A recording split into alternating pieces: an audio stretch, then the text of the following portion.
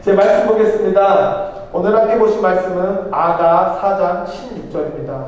아가 4장 16절입니다. 우리 한 목소리로 읽겠습니다. 시작. 북풍아 일어나라, 남풍아 오라. 나의 동산을 불어서 향기를 날리라. 나의 사랑하는 자가 그 동산에 들어가서 그 아름다운 열매 먹기를 원하노라. 아멘. 오늘 우리가 볼 아가 4장은 읽으면서 조금 특별한 점을 발견할 수 있습니다. 그 특별한 점이 무엇이냐? 아가서 4장은 특별히 사람의 신체를 의인화, 인격화했다는 사실입니다. 그리고 우린 이런 형태의 문학적 특성을 이집트 문학에서 많이 발견할 수 있습니다. 그리고 그 기법을 우리는 와스프 문학이라고 부릅니다. 오늘 우리가 볼 이 아가 4장은 특별합니다. 그 이유는 와스프 문학을 기법을 통해 이 본문을 전체적으로 진행하고 있다는 것입니다. 그 당시의 사람들은 이 문학적 기법이 굉장히 익숙했고 폭넓게 사용됐다는 사실입니다. 이 기법을 생각하면서 오늘 본문 속에 숨겨진 하나님의 뜻을 살펴보는 시간 되기를 바랍니다. 오늘 말씀의 제목은 하나님의 타이밍입니다. 여러분은 타이밍을 잘 잡으십니까? 세상에서 가장 어려운 것이 타이밍이라고 합니다. 제 주변에 주식을 하는 사람들이 많이 있습니다. 그런데 그분이 꼭 하는 말이 있습니다. 목사님, 꼭 내가 사면 내려가고 내가 팔면 올라요. 참 우스갯소리지만 그분들은 그렇게 공부를 하고 많은 귀동량으로 그 타이밍을 잡으려고 노력하는데 세상의 것도 이렇게 잡기 힘든 타이밍을, 세상을 만들고 세상을 주관하시는 그분의 타이밍을 우리가 잡을 수 있을까요? 그 질문을 가지고 오늘 아가 4장 말씀 속으로 들어가 보겠습니다. 오늘 첫 번째로 아가 4장 1절입니다. 아름다워라 나의 사랑, 아름다워라 노을 속 그대의 눈동자는 비둘기 같고 그대의 머리채는 길르앗 비탈을 내려오는 염소떼 같구나. 유독 아가에서 반복적으로 사용하는 단어가 나의 사랑 아름다워라, 나의 사랑 아름다워라. 그러면서 나의 사랑 아름다워라 노을 속 그대의 눈동자. 이 비슷한 구절이 어디에서 나오냐면 아가 1장 7절에 나옵니다. 사랑하는 그대여 나에게 말하여 주소서. 임은 어디에서 양떼를 치고 있습니까? 대낮에는 어디에서 양떼를 쉬게 합니까? 양떼를 치는 임의 동무들을 따라다니며 임이 있는 곳에 물으며 헤매란 말입니까? 여기를 보면 지금 얼굴을 가리고 있습니다. 무엇으로 가리고 있냐? 바로 너울이라는, 그러니까 하얀 천으로 얼굴을 가리고 있습니다. 우리는 여기서 사용하는 노을이라는 것에 집중적으로 보려고 합니다. 여기에 나와 있는 노을은 두 가지 측면에서 사용되고 있는데, 하나는 창녀들이 얼굴을 가리는 용도로 노을을 사용합니다. 그 대표적인 애가 무엇이냐? 유다의 며느리 다말이 더 이상 유다가 그의 아들들을 다말에게 주지 않아서 유다를 속이기 위해 창녀와 같은 노을을 쓰고 변장한 후에 아버지 유다와 관계를 맺고 그 관계로 인해 어떤 결과가 도출하나요? 그 결과로 유다가 며느리 다말을 통해 예수님의 족보 안에 들어가는 역사가 일어납니다. 즉 하나님은 이런 노을조차도 창녀로서 그 변장하기 위해서 쓴 그 노을조차도 사용하고 있다는 것입니다. 그러니까 오늘 아가 1장 7절에 기록된 노을은 사실상 창녀들이 사용했던 그 노을의 형태를 묘사합니다. 그럼 두 번째로 사용한 노을은 오늘 보는 아가 4장 1절로 넘어와서 사랑하는 님에 대한 그리움, 사랑하는 이에 대한 간절함, 그리고 사랑하는 이를 위한 정결함을 표현합니다. 그러니까 신랑과 신부가 서로를 찾아다니며 그 애절함, 그 간절함의 감정을 표현하기 위해서 이 노을이라는 단어를 사용했고, 그 뒤를 이어 노을 속 그대의 눈동자라고 기록하고 있습니다. 그리고 그 뒤에 무엇과 같다고 했죠? 비둘기 같고. 신랑과 신부의 그 그리움, 그 사랑, 그리고 그 정결함을 무엇라고 표현했냐면 비둘기 같다고 표현하고 있습니다. 그런데 오늘 이 4장 1절을 조금 더 깊이 있게 원문으로 살펴보면 이 눈동자라는 단어로는 표현이 되지 않습니다. 그래서 조금 더 깊이 있게 이 본문을 살펴보면 눈동자라는 그 시선보다는 시선, 관점이라는 말로 우리가 바꿔볼 수 있습니다. 즉, 그것이 무슨 차이냐? 눈동자는 육체에 속한 것입니다. 즉, 그런데 시선은 영혼, 그러니까 그 내면에 있는 방향성을 시선으로 우리는 표현할 수 있습니다.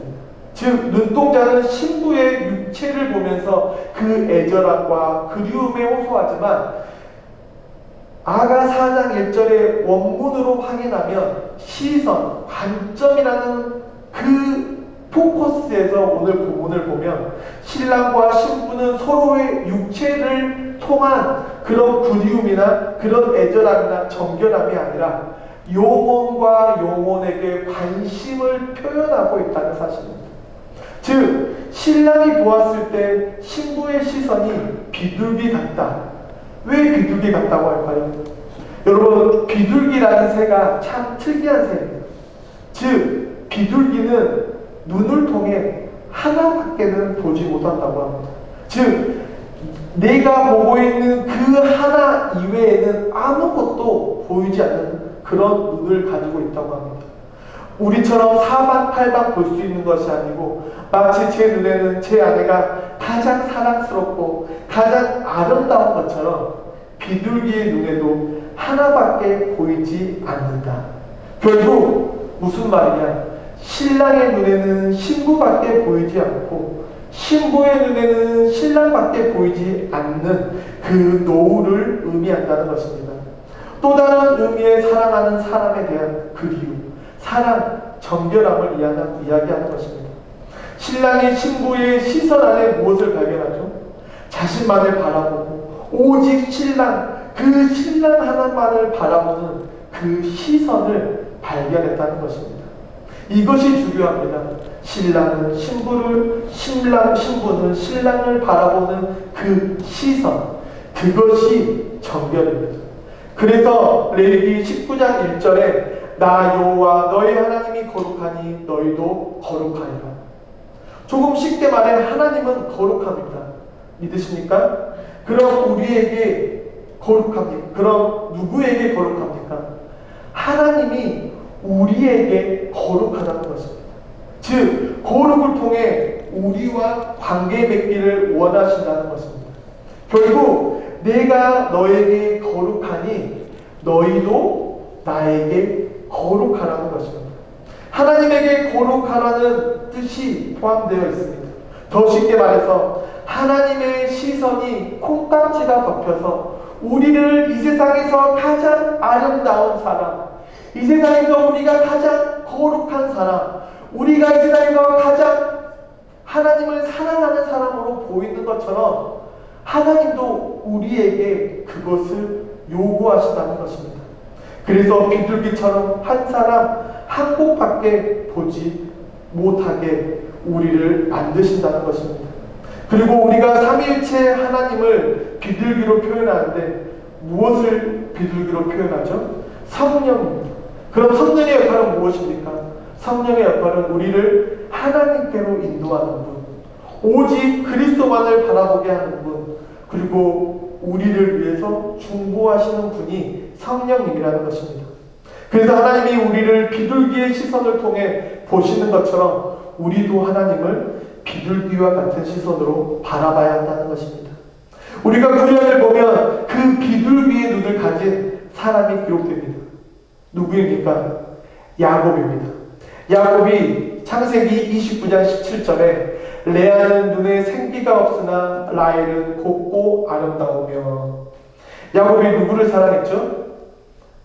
라헬을 사랑했습니다. 그런데 야곱이 처음 결혼한 상대는 누구죠? 레아입니다. 왜냐하면 야곱의 삼촌 라반이 삼촌 보기에도 라헬보다 레아가 못나 보였습니다. 그래서 너울을 쓰고, 얼굴을 가린 채 첫날 밤에 레아를 들여보냈습니다. 아침에 일어났는데 라헬이 아닌 레아였습니다. 근데 여기 보면 중요한 것이 있습니다. 야곱이 봤을 때 레아의 눈에는 생기가 없으나 라헬은 곱고 아름다우며, 눈은 뭘 갖고 있다고요? 내면의 시선과 관점을 갖고 있다는 것입니다. 그러니까 야곱이 봤을 때 레아의 눈에는 비둘기와 같은 시선이 없었다는 것입니다. 그런데 라헬의 눈에는 야곱도 라헬을 비둘기와 같은 시선으로, 라헬도 야곱을 비둘기와 같은 시선으로 바라보고 있었다는 것입니다. 그래서 우리에게는 이런 시선, 관점, 안목이 중요한데 그 안목을 어떻게 키울까요? 방법이 있습니다. 레위기 19장 1절 나 여호와 너희 하나님이 거룩하니 너희도 거룩하리라. 하나님을 바라보는 것입니다. 비둘기처럼 하나님만을 바라보는 것입니다. 창세기 13장을 보면 아브라함과 롯이 목축 때문에 서로의 종들이 싸움이 일어납니다. 그래서 아브라함이 롯을 불러 따로 목축할 것을 제안합니다. 그리고 롯에게 말합니다. 너가 먼저 택해라. 너가 동으로 가면 나는 서로 갈 것이고 너가 서로 가면 나는 동으로 갈 것이다. 그리고 롯은 어떤 선택을 합니까? 눈에 보기에 좋고 물이 많고 비옥한 고돔과 소모라를 택하여 떠납니다. 뭐라고 하면서요? 그 땅이 마치 에덴 동산 같고 이집트의 비옥한 땅과 같았다. 무슨 뜻이죠? 지금 말로 말하면 모든 사람들이 부러워하는 천조국 미국과 같다는 것입니다. 그런데 소돔과 고모라는 앞으로 어떻게 되죠? 멸망할 땅입니다. 즉 눈이, 시선이, 안목이 잘못되었다는 것입니다. 롯은 하나님을 바라보지 않았습니다. 세상의 기준으로, 세상의 성공의 기준으로 자신이 필요한 것으로 바라보았습니다. 그런데 아브라함은 어떻게 했습니까? 조카 롯이 눈에 보기에 좋고 물이 풍족하고 비옥한 땅인 소돔과 고모라를 선택했을 때 아브라함은 척박하고 물이 부족하고 흙먼지가 날리는 팔레스타인 땅에 거주할 수밖에 없었습니다. 그런데 창세기 13장 14절에 너 있는 곳에서 눈을 크게 뜨고 북쪽과 남쪽과 동쪽과 서쪽을 보아라. 여기서 무슨 차이가 있습니까? 롯과 아브라함이 시선이 달랐다는 것입니다. 롯은 사람의 기준으로, 내 기준으로, 인간의 기준으로, 성공의 기준으로 구할 것을 보았습니다. 그런데 아브라함은 동서남북을 보았는데 누구의 눈으로 보았죠? 하나님의 눈으로, 하나님의 시선으로 보았습니다. 보게 하는 주체가 다르고 기준이 다릅니다. 사람의 눈, 하나님의 눈, 우리의 삶도 마찬가지입니다. 우리가 토요새벽예배에서 지속적으로 로마서를 보고 있습니다. 지난주에 로마서 1장이 마무리되었습니다. 1장의 결론은 무엇이냐? 우리 모두에게는 복음이 필요하다는 것입니다.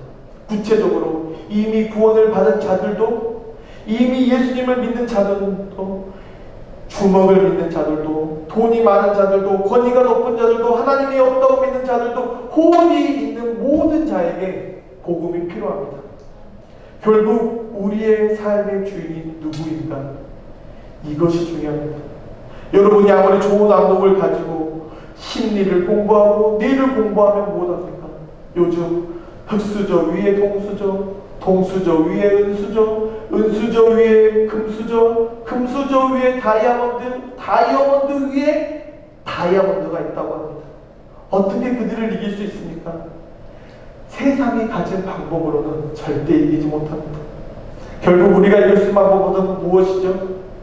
단 하나, 전지전능하신 하나님을 믿는 것입니다.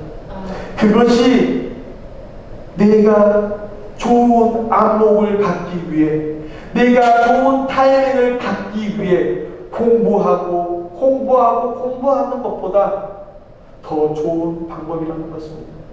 그리고 좋은 믿음을 가지는 것입니다. 롯을 보십시오. 세상의 눈으로는 본질이 아닌 하루 종일 휘황찬란한 불빛에 속아 여기가 하나님의 동산인가 착각하고 머물다가 그들과 함께 하나님의 제안 아래 돌아갈 수밖에 없었습니다. 결국은 누가 삶의 주인인가? 내가 누구를 의지하며 살아가고 있는가?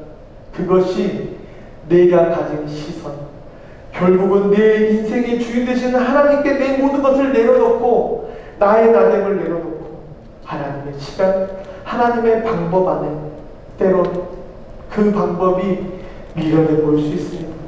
묵묵히 하나님의 타이밍을 기다리며 견디는 것, 이것이라는 것입니다. 그리고 우리는 이미 알고 있지 않습니까? 롯과 아브라함의 최후가 어떻게 되었는지.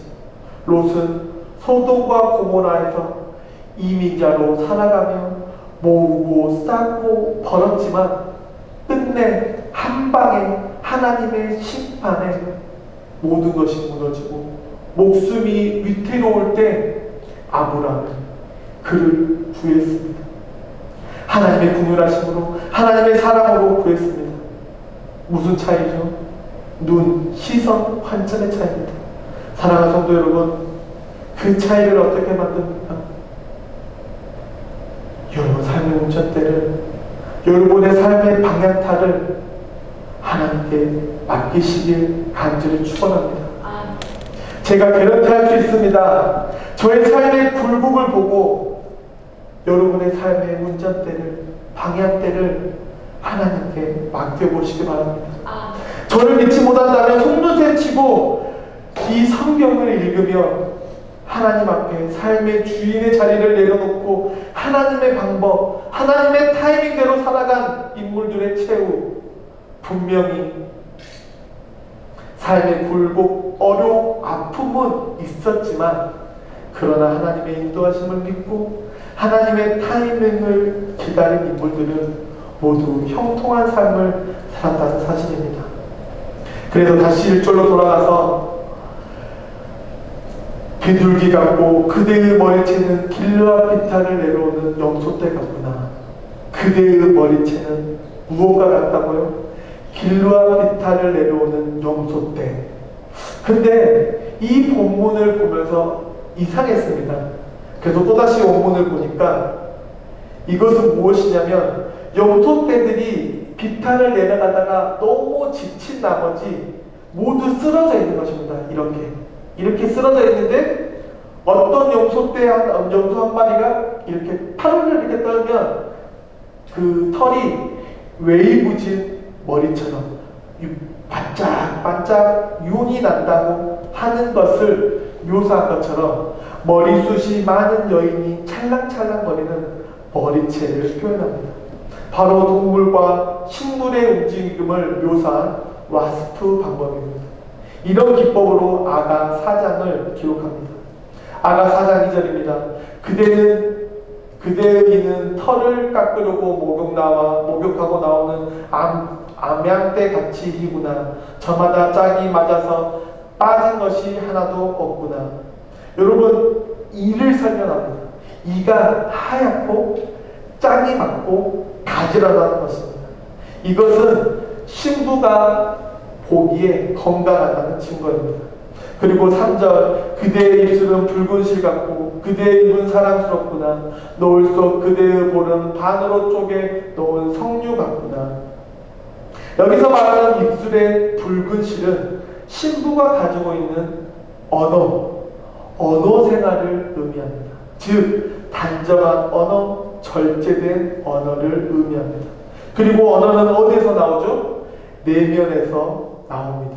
그리고 뒤이어 입과 볼 역시 신부가 가진 건강한 내면의 아름다움을 표현하는 단어입니다.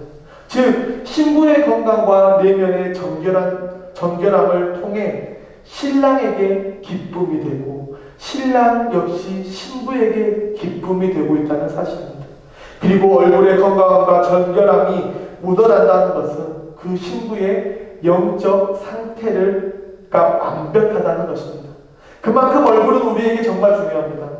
얼굴을 보면 이 사람이 근심이 있는지, 이 사람이 좋은 일이 있는지 우리는 금방 알 수 있습니다. 그래서 우리의 영적 상태를, 우리의 내면을 항상 정결하게 해야 합니다. 우리 4절 한번 다 같이 읽어볼까요? 시작. 그대의 목은 무기를 두르고 만든 다윗의 망대, 청개나 되는 용사들의 방패를 모두 걸어놓은 망대와 같구나. 지금 신부의 목을 무엇에 비유하냐면 다윗이 세운 망대를 비유합니다. 망대는 기입니다. 요즘 가끔씩 다큐멘터리를 보면 아프리카 원주민들은 목을 기형적으로 만들기 위해서 그 목에 가느다란 고리들을 만들어 놓은 것을 볼 수 있습니다. 그것이 아름다움의 기준이었습니다. 이 당시 이집트 문학에서도 목이 긴 사람이 아름다움의 척도였습니다. 그런데 아가 4장 4절에 기다란 목은 외적인 아름다움보다는 신부가 가지고 있는 그 이해심의 깊이, 내면의 건강함을 표현하고 있습니다. 5절. 그대의 가슴은 나리꽃 밭에서 풀을 뜯는 한 쌍 사슴 같고 쌍둥이 노루 같구나. 5절은 생명의 풍성함을 나타내고 있습니다. 예수님도 요한복음 10장 10절에 내가 온 것은 양들을 생명을 얻되 더욱 풍성히 얻도록 하기 위함이니라. 요한복음의 10장은 예수님이 우리를 위해 이 땅에 오신 목적에 대해서 설명하고 있습니다.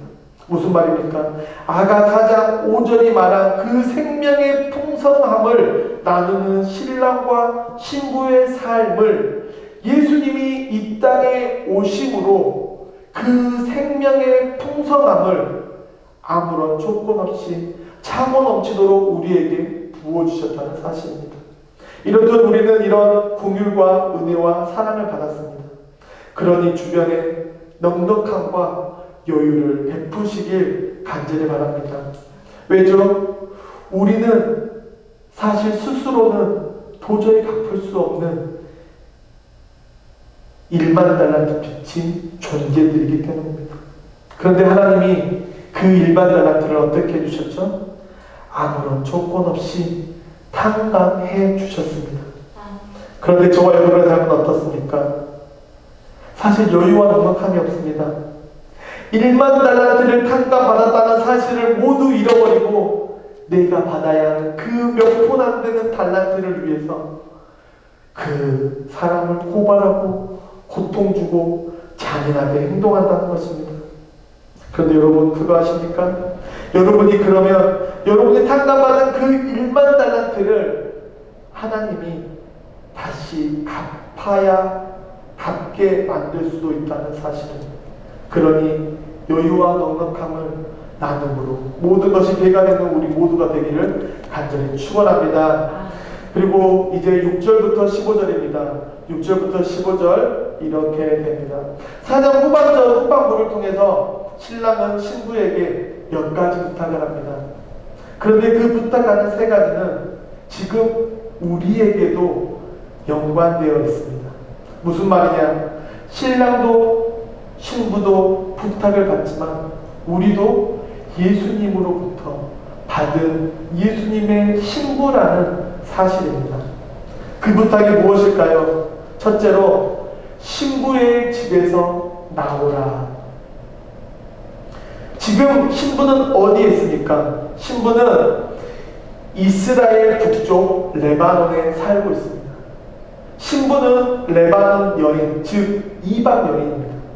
그래서 지금 신랑이 신부에게 어디서 나오라고 요청하냐면 사자들이 사는 굴, 표범들이 사는 언덕에서 내려오라고 요청합니다.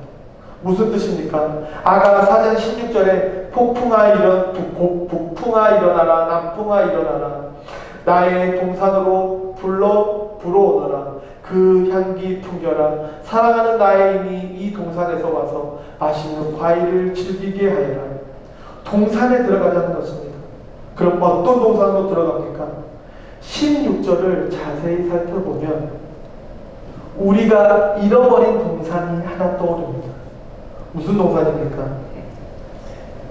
향기와 먹을 것이 가득한 우리들의 잃어버린 바로 에덴 동산입니다. 신랑은 신부가 사자굴, 표본굴, 이방인의 거처에 있는 그 신부를 구출해서 이 에덴 동산으로 다시 에덴 동산으로 돌아와 그 안에서 하나님과 관계하기 원한다는 것입니다. 그곳에는 삶이 지치고 고통받은 신부의 삶을 보고 살리고 싶기 때문에 그곳에서 나오라고 요청합니다. 이것은 신랑이 신부에게 요청하는 중요한 요구사항입니다. 그런데 우리도 지금 이 요청을 받고 있다는 사실을 아십니까? 탐욕, 정욕, 교만, 판단, 화냄, 불의하고 싶은 마음에서 나오라는 것입니다. 왜죠? 하나님이 우리에게 경고하십니다. 양다리 걸치지 마. 양다리 걸치지 마. 혹시 여러분 중에 양다리가 얼마나 힘든지 아시는 분 계십니까? 쿨이라는 가수가 있습니다. 그들이 부른 운명이라는 노래가 있는데 그 가사 내용이 다음과 같습니다. 이렇게 깁니다. 근데 제가 가장 중요하게 생각하는 가사가 있습니다. 세상에 누구도 나보다 바쁜 사람 없을걸. 동시에 두 여자 만난다는 것이 이렇게 힘들 줄 몰랐어. 어쨌든 그때는 여자복이 터진 것처럼 행복한 나날을 보냈던 거예요. 한 번 봤던 영화 또 보고 했던 얘기 또 하고 저녁 식사 2번 했더니 얼마나 헷갈리던지. 같은 편지 적어 보냈는데 며칠 후에 날벼락이 떨어졌어. 겉과 속에 이름 틀렸었나. 동시에 두 가지 하는 것, 시간, 돈, 체력, 열정이 있어야 가능합니다. 그런데 저와 여러분 이런 대단한 일들을 하고 계십니다.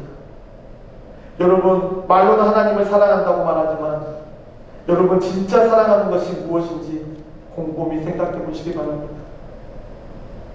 돈 아닙니까? 자식 아닙니까? 명예 아닙니까? 권력 아닙니까? 사실 저 역시 여기서 자유롭지 못합니다. 그래서 함께 벗어나자고 권면드리는 것입니다. 사랑하는 성도 여러분, 양다리 걸치지 마시길 축원합니다. 지금 하나님의 말씀에 순종하지 않고 한쪽을 버리지 않고 양다리를 걸치면 어떻게 됩니까? 날벼락이 떨어집니다. 날벼락이 떨어집니다. 지금 당장이라도 날벼락을 떨어뜨리고 싶은데 하나님이 긍휼과 사랑과 은혜가 많으신 우리 하나님이 지금 저와 여러분을 참고 계십니다. 왜죠? 두 번째 요구가 연결되는데 7절에 아름답기만 한 그대 나의 사랑 흠잡을 데가 하나도 없구나. 무슨 말입니까? 신부에 대한 신랑의 사랑을 표현을 통해 신랑의 삶에 초대하는 것입니다. 그러니 둘째로 신랑의 초대에 순종하는 우리 모두가 되기를 간절히 바랍니다. 지금 신랑의 눈에는 신부가 세상에서 가장 아름다운 여인입니다. 어떤 무엇과도 비교할 수 없는 완전한 여인. 저희가 아가를 처음 시작할 때 제목이 무엇이었죠? 하나님의 콩깍지였습니다. 누굴 향한 콩깍지? 우리를 향한 완전한 콩깍지가 덮인 하나님의 그 긍휼하심과 사랑과 은혜를 말합니다. 우리가 지금 양다리를 걸치고 있는데 우리를 너무 사랑한 나머지 날벼락을 내리는 것을 잠시 보류하고 계시다는 사실입니다. 그러니 하나님의 콩깍지가 벗겨지기 전에 돌아오는 역사가 우리 모두에게 있기를 간절히 소원합니다. 미루지 마십시오. 절대 미루지 마십시오. 지금 이 순간입니다. 그리고 마지막 세 번째로 신랑이 좋아하는 모략과 유황으로 단장하라는 것입니다. 신랑이 좋아하는 것으로 단장하는 것이 무엇입니까? 신랑이 신부와 함께 살 집이 완성되어서 산을 넘고 강을 건너고 온갖 어려움을 헤치고 신부를 데려올 때에 그리워하고 사랑하고 정결함을 간직하고 있으라는 것입니다. 신랑 되시는 하나님도 우리에게 원하시는 것 간단합니다. 다시 오실 하나님을 기다리며 기름을 준비하여 항상 등불을 켤 준비를 하고 있으라는 것입니다. 그런데 사실 어렵습니다. 저도 압니다. 그래서 우리는 하나님을 의지해야 합니다. 왜냐하면 나의 힘, 나의 지식, 내가 가지고 있는 그 물질, 재능으로는 할 수 없다는 것을 알기 때문입니다. 그래서 우리에게는 누가 필요하죠? 예수님이 필요합니다. 하나님의 이름으로 모인 가족들이 필요합니다. 그 안에서 지지고 볶고 부딪히고 아프고 고통스러워도 우리는 가족입니다.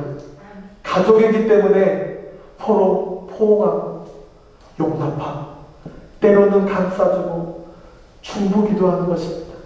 이것이 하나님이 우리를 하나의 가족으로 불러주신 이유입니다. 제가 기도 시간마다 여러분들의 가정을 위해 기도할 때마다 눈물이 납니다. 그 이유가 무엇이냐?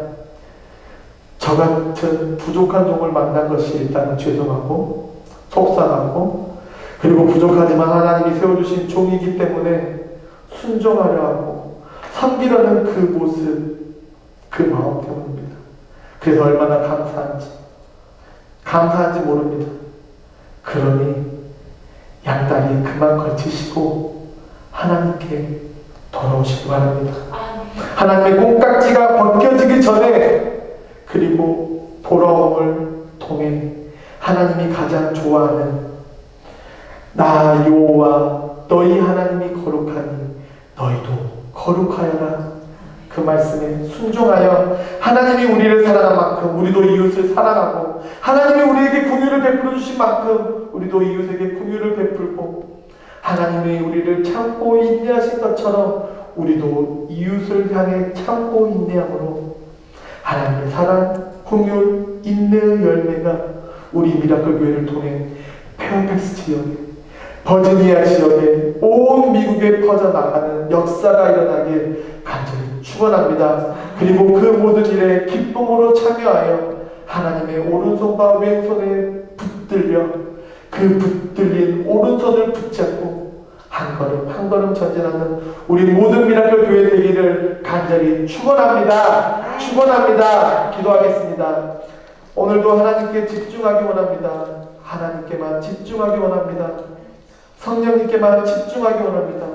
그래서 우리가 양다리 걸치는 삶이 아닌 양다리를 걷어차고 오직 하나님만을 선택할 수 있는 은혜를 더하여 주시옵소서. 그 일을 혼자 할 수 없어서 하나님의 이름으로 가족으로 만들어 주시고, 그 가족 안에서 긍휼과 사랑과 오래 참음으로 변화되는 길을 추구할 수 있도록 인도해 주시니 감사합니다. 그 하나님 됨을 믿으며 오늘도 순종함으로 한 걸음 내딛습니다. 우리를 인도하시고 하나님 안에서 하나 될 수 있는 은혜를 더하여 주시옵소서.